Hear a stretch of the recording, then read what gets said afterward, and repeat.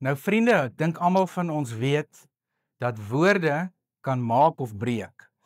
Dit wat ons sê, die mag wat in die tong lê, is baie sterker as wat ons besef. Woorde kan maak, woorde kan breek. Woorde kan seën, woorde kan vloek. Woorde kan genesing bring of woorde kan skade berokken. Die groot ding van woorde is ons moet reg in die begin, as ons vandag daaroor praat, moet mense besluit neem, wil ek koninkrykstaal praat of wil ek wêreldse taal praat? En hierdie besluit word reg deur die Bybel vir ons aangedui. En dit word vir ons voortdurend in ons geloofslewe versterk deur die werking van die Heilige Gees. Wanneer ons woorde in ons woordeskat selfgerig is, dan gaan dit ook in ons lewe rondom ons so lyk. Wanneer ons woorde in ons woordeskat koninkryk georiënteerd is, gaan ons ook met daardie hart en daardie gesindheid lewe. Daarom sê die ou spreekwoord, jy moet jou woorde tel. Tel jou woorde voor jy dit gebruik. Dit wat jy gesê het, kan jy nie terugvat nie. Dit wat jy gesê het, is klaar uit daar buite. Daarom skryf die digter in Psalm 19 vers 15 en hy sê, mag wat ek dink en mag wat ek sê tog vir u aanneemlik wees, Here God, my verlosser. Mag wat ek dink en wat ek sê vir u aanneemlik wees, Here my God. So ons moet nou gesê let op ons woorde. Die gesindheid waarmee ons woorde kommunikeer bepaal ook baie. As ons woorde met die verkeerde gesindheid kommunikeer, gaan ons die voorspelbare gevolge daarvan dra. As ons woorde met die regte gesindheid kommunikeer, dan sal dit natuurlik die regte gevolge hê. Om vir iemand te glimlag en te vra, môre, hoe gaan dit maar in jou hart? Haat jy eintlik daardie persone en wil jy nie eintlik daardie persone in jou lewe toelaat nie, gaan natuurlik ook op 'n groot basis beïnvloed hoe daardie persone jou woorde ontvang. So ons moet onthou dat woorde gaan oor taal en taalgebruik. En die Bybel leer vir ons woordeskat. Wat se tipe woorde uit ons mond uit mag kom. So woorde reflekteer wat in jou hart aan die gang is. En dis hoekom Spreuke sê wat die hart van vol is, loop die mond van oor.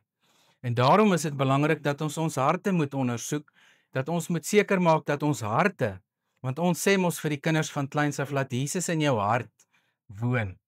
En daarom moet ons dan ook as groot mense onthou dat as ons dit vir ons kinders leer, dan moet ons in ons lewe ook seker maak dat Jesus uit ons harte uitregeer. Maar daarom dat Psalm 19 vers 15 se digter vir ons skryf, wat ek dink en wat ek sê. Wat ek dink en wat ek sê. So God het aan ons die vermoë gegee om te praat.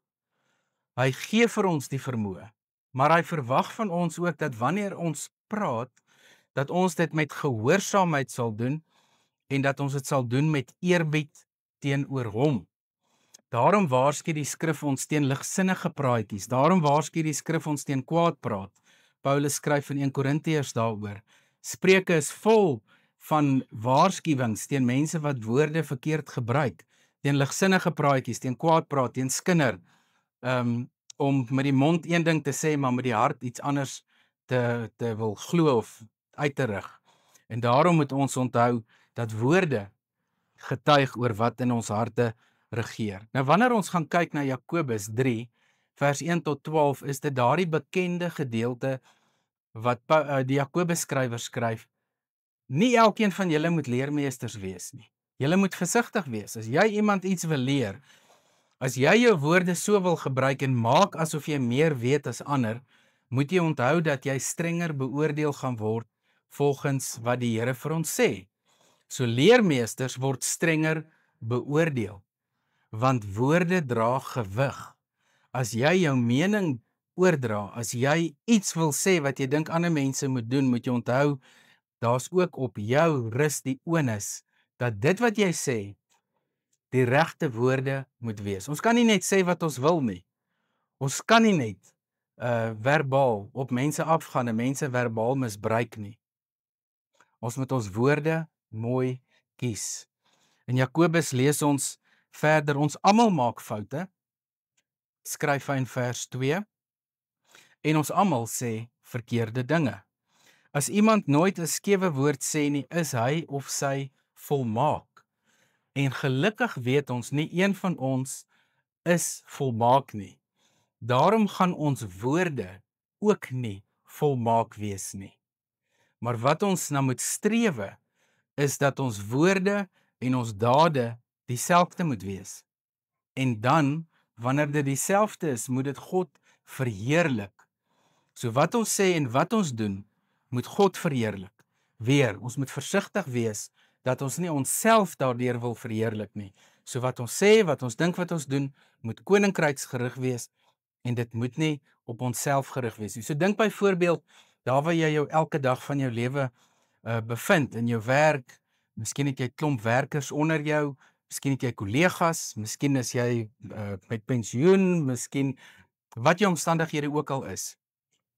Ons moet let op ons woorde. Jesus sê vir ons, wanneer jy in situasies gaan kom wat vir jou moeilik is, en dit is vir ons belangrik, moet jy nie bang wees of onseker wees oor wat jy moet sê nie, want die Heilige Gees sal woorde in jou mond lê.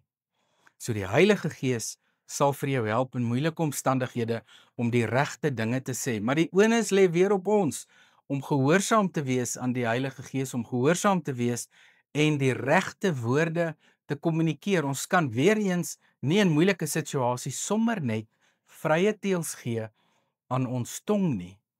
Nou skryf Jakobus verder, hy sê die tong is eintlik soos 'n stuurwiel wat 'n kar beheer. 'n Klein foutjie by die stuurwiel kan maak dat daar 'n botsing kom, kan maak dat daar 'n ongeluk plaasvind, kan maak dat die kar die pad verlaat. En so gevaarlik is die tong. Of vat 'n skip as 'n voorbeeld, vers 4, Jakobus 3. 'n Skip is massief, maar die roer waarmee die kaptein die hele skip stuur is klein. So is die tong van die mens ook. Die tong het 'n geweldige groot impak op die eksterne omgewing. As 'n mens egter begin praat, sê Jakobus, dan kan jy onmiddellik agterkom wat daar agter steek. In Spreuke kry ons die waarskuwing, goddelose mense gebruik woorde, maar agter dit het hulle duister motiewe. En dan sê Spreuke verder, goddelose mense het mooi woorde, het aanloklike woorde, maar agter dit sit 'n baie gevaarlike en bose motief. So daarom kan ons ook nie vir almal se woorde net val nie. Ons moet die woorde ook evalueer. Dan gaan Jakobus verder en hy sê as 'n mens begin praat, gaan jy presies weet wat agter die woorde sit. Die tong is soos 'n vuurhoutjie wat 'n groot bos aan die brand kan steek. As jy lelik praat, vloek, skinder of so iets, hoef jy niks anders te doen behalwe as om te wys eintlik hoe sleg jy is nie. Deur net na die tong te luister, sien 'n mens sommer hoe sleg die hele mens is, skryf Jakobus. Dit beduiwel jou hele lewe en alles wat jy doen. Dit help eintlik nie eens om goeie dinge te probeer doen as jou tong lelike dinge sê nie. Jou tong is soos 'n vuur wat jou hele lewe laat uitbrand. En die ergste is dat dit die duiwel is wat die vuur in jou mond kom aansteek, wat jou hele lewe kan vernietig. Die mens kan baie dinge regkry. Die mens kan baie diere mak maak. Die mens kan perde tem, die kan voëls of slange, selfs dolfyne kan die mens tem. Maar die tong kan die mens nie tem nie. Die tong kan die mens nie mak maak nie. Die tong het ons geen beheer oor nie. Ons is slawe van 'n baie gevaarlike wapen wat in ons mond is. Dit is soos 'n slang, sê Jakobus, met dodelike gif wat reg is om te pik. En daarom moet ons onthou dat wanneer ons hierdie jaar ingaan, ons baie nougeset moet wees oor die tipe woorde wat ons uit ons mond laat kom. Ons moet ons woorde selektief kies. Wat jy vandag sê, kan soos 'n vlinder wees wat sy vlerke klap in Afrika en 'n tsunami veroorsaak in Amerika. Dit is hoe sterk jou woorde is. Jou woorde het reperkusies en kan die res van die jaar 'n negatiewe impak op jou lewe hê. Maar wanneer jy die regte woorde kies, lees ons in Spreuke, wanneer jy op die regte manier praat, sal die Here dit seën en sal jy die vrugte daarvan pluk. Het jy al 'n kraan oopgemaak, vra Jakobus, waar daar terselfdertyd vuil en skoon water uitloop? Hy sê, maar met die tong is dit so, want met die tong loof en prys ons die Here, maar met die tong sê ons ook lelike dinge en vloek ons en gebruik ons verkeerde taal. So wat kies ons? Kies ons koninkrykstaal, kies ons wêreldse taal? Die tong bly 'n baie groot probleem. In Engeland is daar 'n graf met die volgende woorde op die graf geskryf. Beneath this stone, lump of clay, lies Arabelle Young, who on the 24th of May began to hold a tongue. Met ander woorde, sy is toe dood op die 24ste Mei. En elkeen van ons se tonge sal stop iewers. Iewers gaan almal van ons se tonge ophou werk.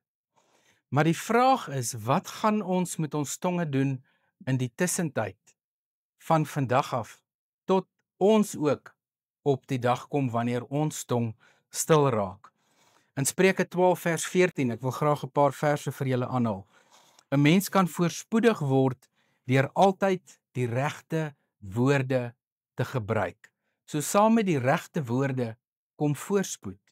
Saam met die regte woorde kom seëninge wat na jou kant toe kom. Maar saam met die verkeerde woorde is daar probleme wat na jou kant toe kom. 'n Mens kan voorspoedig word deur altyd die regte woorde te gebruik. Dan Spreuke 13 vers 13, wie hom en haar nie steur aan die woorde van die Here nie, sal die gevolge dra. So ons weet ons het woorde, ons weet ons het 'n woordeskat, waaroor ek gepraat het tot en met nou. Maar nou leer ons ook dat God woorde het en dat ons woordeskat kan uitbrei die oomblik as ons kies om God se woorde ter harte te neem. Maar wanneer ons nie God se woorde ter harte neem nie, sal ons die gevolge dra, skryf die skrywer in Spreuke 13 vers 13. Jesus leer ons ook om woorde reg te gebruik. Hy leer ons om ons woorde te gebruik wanneer ons met die Vader praat. Hy leer vir ons dat ons die regte woordeskat moet hê vir gebed. Hy sê, maar wanneer jy bid, moenie soos die heidene 'n stortvloed van woorde probeer gebruik nie. Hulle verbeel hulle self dat hulle gebede verhoor gaan word, juis omdat hulle baie woorde gebruik. Moet dan nie soos hulle maak nie, want julle Vader weet wat julle nodig het, nog voordat julle vra. So ons leer by Jesus dat dit baie beter is as om die regte dinge te sê in kort as om baie dinge te sê. Spreuke sê vir ons saam met baie woorde kom dit mekaar spil. Prediker skryf ook daaroor. Hy sê baie drome bring baie sorge en baie woorde op die einde van die dag is soos 'n mengelmoes. Jesus leer vir ons om minder woorde te gebruik. Daarom som Jesus die gebed op deur te sê ons Vader wat in die hemel is, en hy praat dan oor laat u naam geheilig word. Laat u koninkryk kom, laat u wil geskied. 4 sinne wat absoluut oor God gaan. So wanneer ons leer by Jesus om op 'n korter manier te praat, maar die regte dinge te sê, sal ons uitkom by die wysheid waarvan Spreuke skryf. Ons lees in Spreuke 1, wysheid begin met die dien van die Here. En die Here leer ons om met wysheid te praat. Wanneer ons op ons eie stoom, en ek het in die begin gepraat van 'n selfsugtige woordeskat, wanneer ons op so 'n manier praat, is ons besig met dwaasheid. Is ons besig met die wysheid wat ons self opdis. In Matteus 7 vers 24 sê Jesus, elkeen wat hierdie woorde van my hoor en daarvolgens handel, kan vergelyk word met 'n verstandige man wat sy huis op 'n rots bou. Elkeen wat die woorde van my ter harte neem, sê Jesus. En daarom moet ons ook leer, dis nie net ons wat woorde het nie. God het woorde. En die hoofsaak van ons lewe is om gehoorsaam te wees aan sy woorde. So ons woordeskat sal verbeter hoe meer ons God se woorde in ons lewe toelaat. En jy kan dit baie eenvoudig doen. Jy kan die evangelies gaan lees, Matteus, Markus en Lukas en Johannes, en gaan let op die woorde wat Jesus gepraat het toe hy op aarde was. Dis daardie woorde wat vir ons wysheid gee. Dis daardie woorde wat vir ons 'n woordeskat gee, wat ons kan help om 'n jaar in te gaan in koninkrykstaal te praat, wat ons kan help om in te gaan en te praat met mense op so 'n manier dat God daardeur verheerlik word. Dan in Matteus 10 vers 14 sê Jesus, as iemand julle nie ontvang nie en nie na julle woorde luister nie, dis natuurlik wanneer hulle die evangelie verkondig, gaan uit daardie huis of dorp uit en skud die stof van julle voete af. So wanneer ons verby die idee beweeg, laat net ons woorde het, laat God se woorde vir ons die belangrikste is, beweeg ons na 'n volgende vlak toe en dit is, ons moet oor God praat. Want wanneer ons sê dat ons God se kinders is en ons praat nie oor hom nie, dan maak ons 'n baie groot fout. Want ons het nie 'n privaat geestelike lewe en 'n publieke lewe nie. Ons geestelike lewe is ons lewe. Of ons alleen is en of ons tussen mense is. Jesus sê, ons mag ons nie vir hom skaam nie. Ons lees dit in Markus 8 vers 38. So ons woorde oor God kan ons baie keer ongemaklik maak, maar Jesus sê in Markus 8 vers 38, wie hom of haar dan vir my skaam, te midde van hierdie ontaarde geslag en sondige geslag, vir hom of haar sal die seun van die mens hom ook skaam, wanneer hy saam met die heilige engele kom en bekleed is met dieselfde heerlikheid as die Vader. So wanneer mense hulle skaam vir Jesus se woorde, sal Jesus hom ook skaam vir daardie persoon. So hier leer ons ook dat ons op 'n manier trots moet wees, eerbied moet hê, respek moet hê vir Jesus se woorde in ons lewe. En wanneer ons tussen ander mense is, dan is hulle opinies, hulle woorde nie belangriker as Jesus se woorde nie. En dit is 'n belangrike besluit wat ons sal moet neem in ons persoonlike lewe. Gaan ons toelaat dat ander mense se woorde ons stil maak om te praat oor die evangelie. Jesus, wanneer hy in Jerusalem kom, dan sê die mense vir hom, maak hierdie mense stil, wat so oor jou praat en so oor jou sing. Dan sê Jesus vir hulle, as ek hierdie mense stil maak, sal die klippe dit uitroep. Sal die klippe dit uitroep. So wanneer ons stil bly, sal daar wel die boodskap uitgaan. Maar kom ons raak deel van die beweging van Jesus, kom ons raak deel van koninkrykstaal. Kom ons gaan praat op so 'n manier dat ons aandui dat ons nie skaam is vir Jesus nie, dat ons nie skaam is vir sy woorde nie, en dat ons nie skaam is om dit enige plek en enige tyd met mense te deel nie. Dat ons dit kan doen met eerbied, met respek, met trots, kan weet dat ons kinders en burgers van die koninkryk is, dat ons nie in 2026 terugstaan vir 'n ontaarde geslag in 'n wêreld wat so de mekaar is nie. Paulus gaan verder, hy sê, weet jy wat, in 1 Korintiërs 2 vers 1, toe ek na julle toe gekom het ek nie gekom met groot woorde of geleerdheid nie.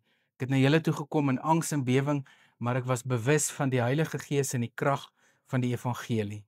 So Paulus leer ons, wanneer ons oor God praat, ons dit in eenvoud moet doen. Dat wanneer ons op ons senuwees is om oor hom te praat, kan weet, dat wanneer ons eenvoudig praat, daar 'n baie sterk boodskap daarvan uitgaan. So wat gaan jy met jou woorde maak in die jaar wat voorlê? Hoe gaan jy jou woorde aanwend? Hoe gaan jy jou woorde gebruik? Hoe gaan jy jou woorde kies? Hoeveel keer gaan jy dink voordat jy praat? En op watter manier gaan jy in hierdie jaar die Heilige Gees toelaat om jou te lei voor jy jou mond oopmaak? Gaan jy jouself kan verbind om te sê, hierdie jaar wil ek dinge praat wat heling bring, wat genesing bring, wat seëninge bring, wat genade kommunikeer, wat liefde kommunikeer, wat 'n verskil gaan maak in die wêreld rondom my. Op watter manier wil jy hierdie jaar wat voorlê jou woorde en jou tong gebruik, voordat jou tong soos Arabel Jang se tong ook stil word?